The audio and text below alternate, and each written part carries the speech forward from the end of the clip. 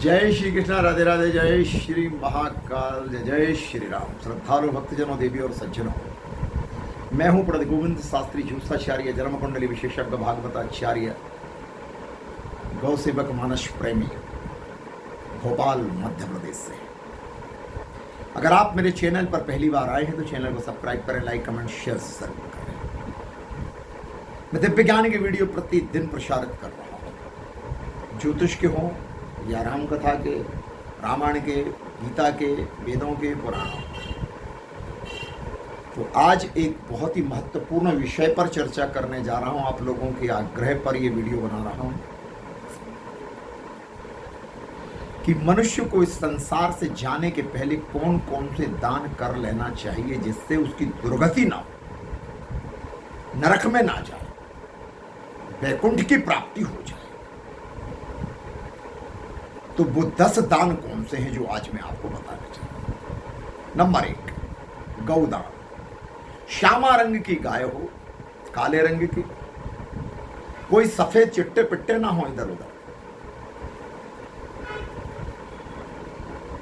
गाय के सींगों को सोने से मढ़वाकर, गाय के खुर को चांदी से मढ़वाकर, गाय की पूंछ हाथ में लेकर, जल सुपारी अक्षत लेकर के संकल्प पंडित जी पढ़ें और फिर दान दें। सुयोग्य ब्राह्मण, सत्पात्र ब्राह्मण को दान देना चाहिए। हर किसी ब्राह्मण को नहीं देना है। जो ब्राह्मण पूजा पाठ करते हो, कर्मकांड करते हो, यज्ञोपवीत धारण करते हो, माथे पर तिलक हो, शिखा बंधन करते हो, संध्या बंधन करते हो, सत्य के मार्ग पर चलते हो, परोपकार का काम करते हो, गो सेवा करते हो,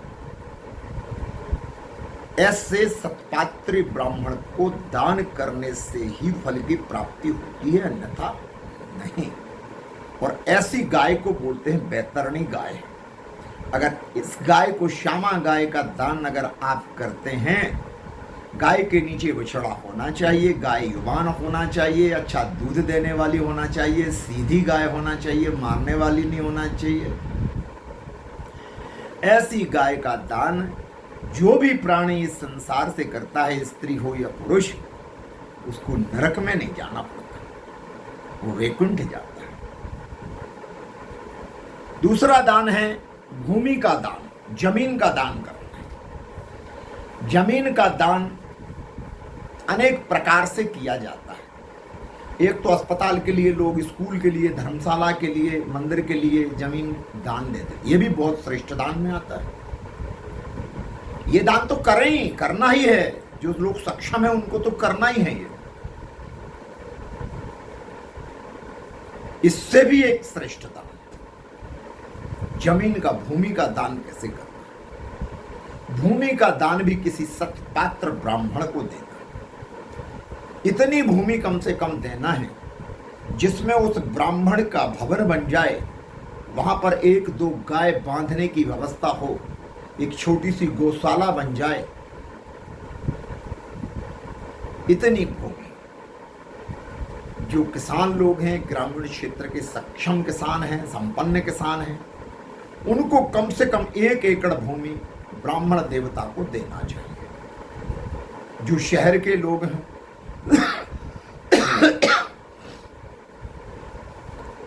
उनको भी भूमि दान देना चाहिए। एक प्लाट पंडित जी को दे दें या मकान बनवा करके, संकल्प लेकर के ब्राह्मण देवता को दे दें। ये भी भूमि दान में आएगा। भूमि दान के साथ भवन दान भी हो जाएगा। भूमि दान करना लेकिन आवश्यक है, भले ही भूमि कितनी भी क्यों।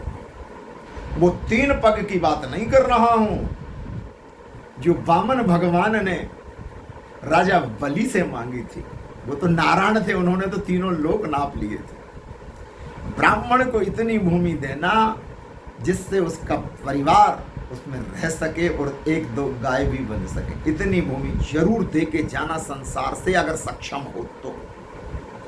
और दीन गरीब हो, परमात्मा ने दिया ही नहीं है, मत देना। कोई कानून लागू तो होगा नहीं आपके ऊपर।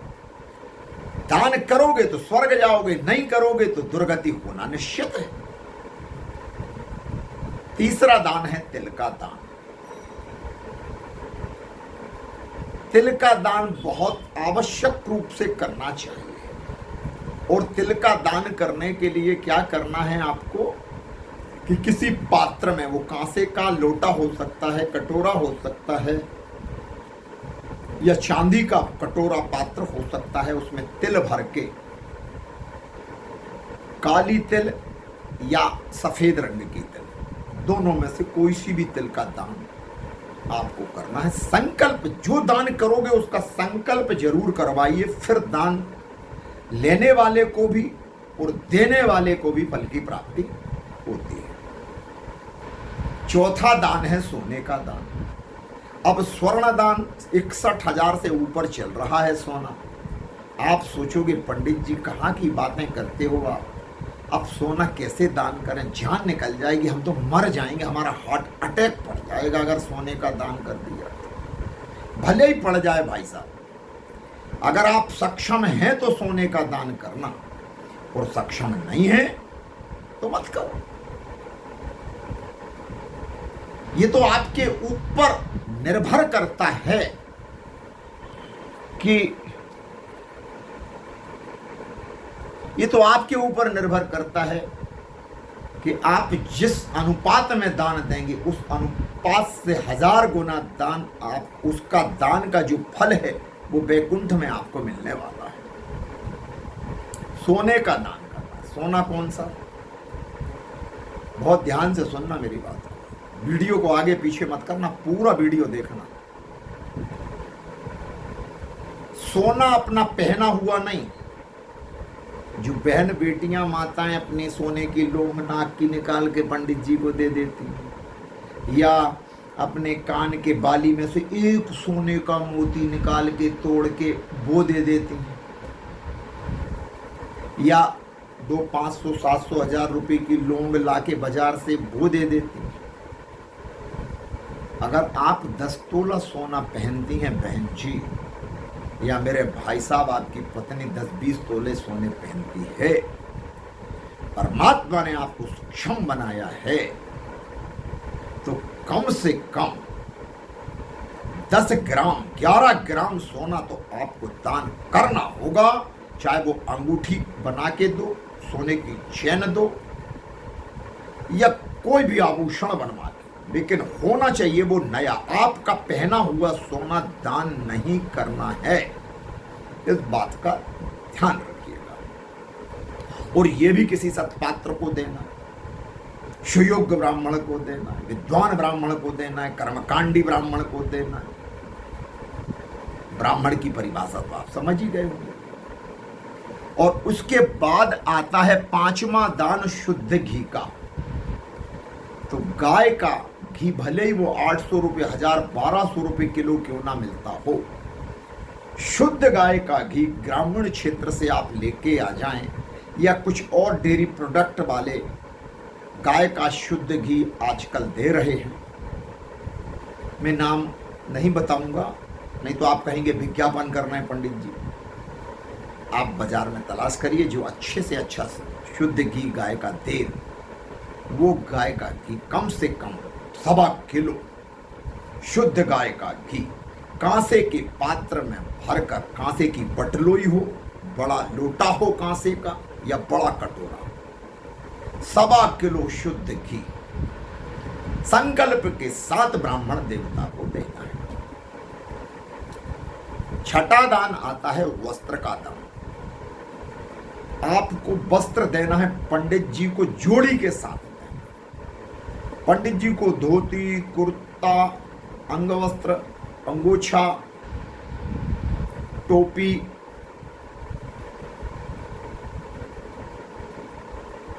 एक टाबिल, रुमाल, मोजे, इस प्रकार से। नहीं तो धोती, कुर्ता, अंगोछा तो आपको देना ही देना है, टोपी भी देना। तो आप पंडित जी को टोपी जरूर पहनाइए। अगर आपने पंडित जी को टोपी पहना दी तो संसार का कोई भी व्यक्ति आपको टोपी नहीं पहना पाएगा। समझ के बात को, आपके साथ कोई ठगी नहीं कर पाएगा। आप पंडित जी को टोपी पहनाइए, अच्छी टोपी पहनाइए। हाँ, सफेद रंग की टोपी आती है, और अगर ऐसी टोपी देना चाहो तो ऐसी टोपी भी 400-500 रुपए की आएगी, आप पहना सकते हैं। वस्त्र में पंडित जी के वस्त्र के साथ पंडिताइन के भी वस्त्र देना है आपको। साड़ी, ब्लाउज, पेटीकोट और भी जो महिलाओं के वस्त्र होते हैं वो आपको देना है। इसके बाद 7वां दान आता है अन्न का दान। ये श्रेष्ठ दानों में अन्न का दान का मतलब ये नहीं, आजकल देखने में आ रहा है और मेरे 50 साल के अनुभव के आधार पर भी अगर मैं बात करूं तो जो लोग मृत्यु शैया पर पहुंच जाते हैं, उनके परिजन हम लोगों को, ब्राह्मणों को बुलाते हैं, तो हम अपने सहयोगी ब्राह्मणों को भेजते हैं, तो वो हमें सारी कहानी बताते हैं कि गुरुजी हम फलां जगह गए थे, मुश्किल से आधा किलो 1 किलो गेहूं का दान किया है, बोले पंडित जी हाथ लगा दो, संकल्प पढ़ दो, ये दान देना, ये निकृष्ट दान है, इससे अच्छा देना मत दो, बिल्कुल मत दो। अन्न का दान कितना देना है, किस अनुपात में देना है, ये समझने वाली बात। इतना अन्न का दान दो कि 1 वर्ष तक ब्राह्मण देवता का परिवार उस अन्न से भोजन ग्रहण कर सके। 1 वर्ष तक का दान देना है। 1 वर्ष के दान में एक ब्राह्मण परिवार को 1 कुंटल या 2 कुंटल ज्यादा से ज्यादा गेहूं हो सकते हैं, 1 चावल की बोरी, 1 दाल की बोरी, 1 तेल का पीपा, 5 किलो शुद्ध घी दे सकते हैं, मसाले दे सकते हैं, नमक के पैकेट 2-4 दे सकते हैं। इस प्रकार से सीधा सामान जिसको हम कहें, तो 1 वर्ष का अनाज ब्राह्मण देवता को जरूर दे के जाइए इस संसार से जाने के पहले।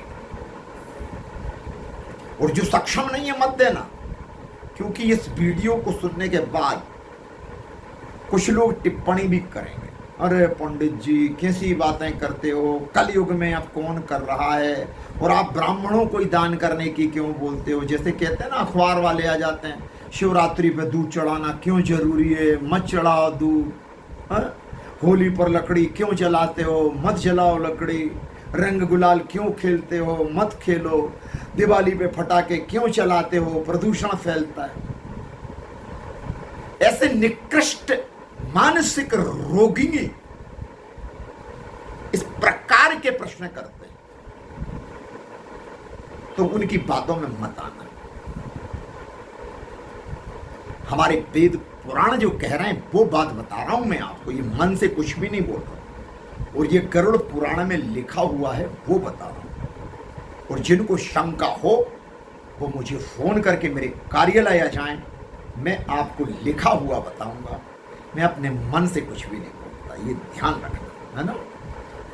तो चलिए, अन्नदान के बाद आता है गुड़ का दान करना, ये बहुत महत्वपूर्ण है। गुड़ कितना देना है, अनुपात क्या होना चाहिए। गुड़ कम से कम 1.25 किलो, कम से न्यूनतम एवॉटम 1.25 किलो गुड़, या 5.25 किलो, 11.25 किलो, जितनी आपकी फिर श्रद्धा हो उतना गुड़ का दान करना है। गुड़ कौन सा दान करना है, सफेद रंग का गुड़ दान नहीं करना, जिसमें नमक मिला होता वो दान नहीं करना है। जो लाल रंग का हल्का सा गुड़ होता है, खाने में भी स्वादिष्ट लगता है, ऐसे अच्छे गुड़ का दान करना है, काले गुड़ का दान नहीं करना। और उसके बाद 9वां दान आता है चांदी का दान।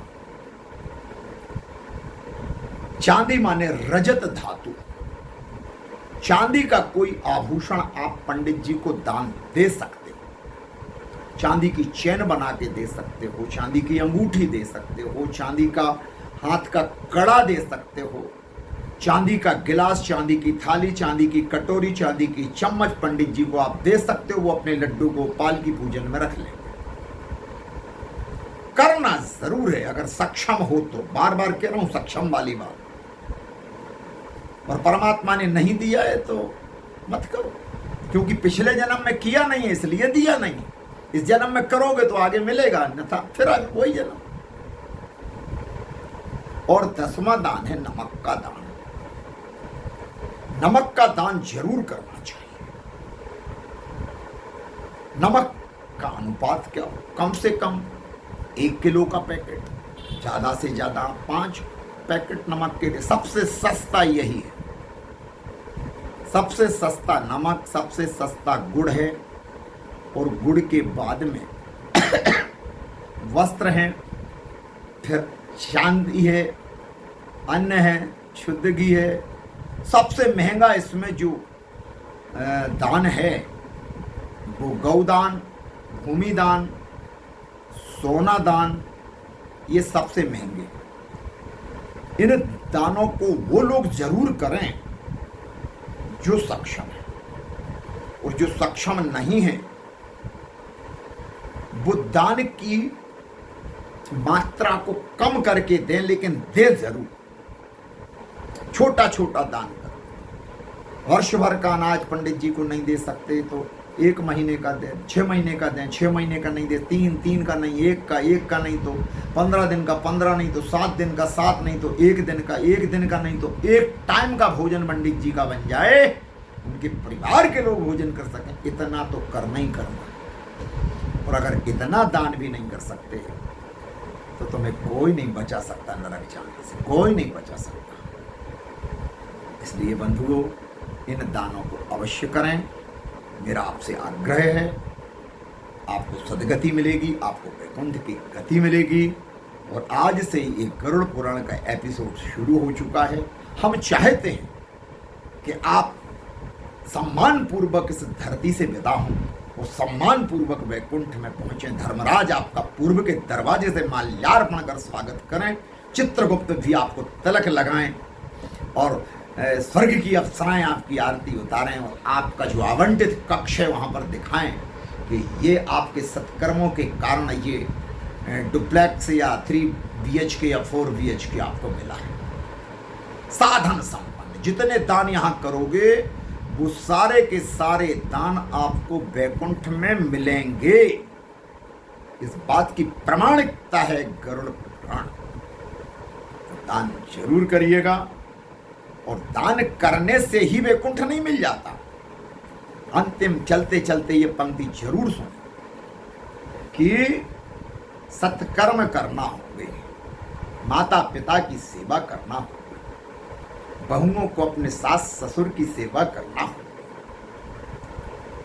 भाइयों को अपने छोटे भाइयों की देख रेख करना होगी, अपने छोटे भाई बहनों की देख रेख करना होगी, छोटे भाई बहनों को बड़े भाई का सम्मान करना होगा, गुरुजनों की सेवा, ब्राह्मणों का आदर सम्मान करना होगा, गौ सेवा करना होगी, गौ माता को चारा भूसा खिलाना होगा, भूखे को भोजन, प्यासे को पानी, और पक्षियों को दाना देना ही होगा। मंदिर बनवाना होगा, मंदिर में शिवलिंग की स्थापना, किसी देवी देवता की प्राण प्रतिष्ठा करवा के ही संसार से जाना, यज्ञ करवाना होगा, भागवत करवाना होगी, शिव पुराण नर्मदा पुराण करवाना होगा, अच्छे काम करवाना होंगे, बाग बगीचे लगाना होंगे, प्याऊ लगाना होगी, तालाब खुदवाना होगा, कुआं बनवाना पड़ेगा, बावड़ी बनवाना पड़ेगी, वृक्षारोपण करना होगा। अगर संपन्न हो तो जितने बता रहा हूं सब करके जाना, और निर्धन हो तो पेड़ लगाने में तो कोई ज्यादा पैसे नहीं लगते। पेड़ तो आप सड़क के किनारे भी लगा सकते हो बाबू।